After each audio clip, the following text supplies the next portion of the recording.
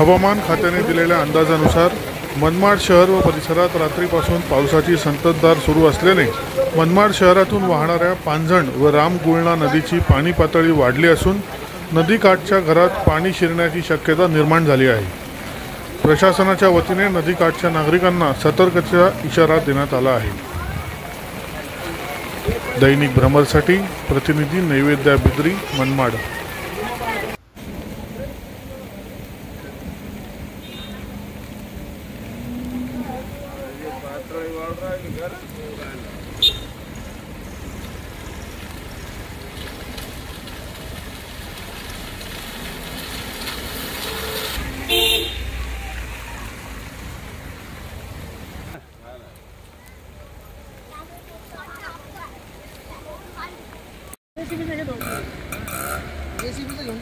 हाँ घेतो भैया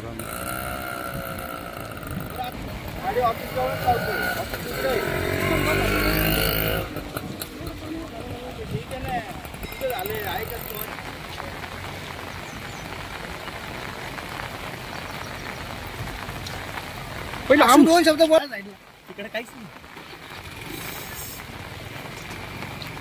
ज्यावेळेस पाऊस थांबतो ना त्यावेळेस अजून जास्त पाणी वाढतं।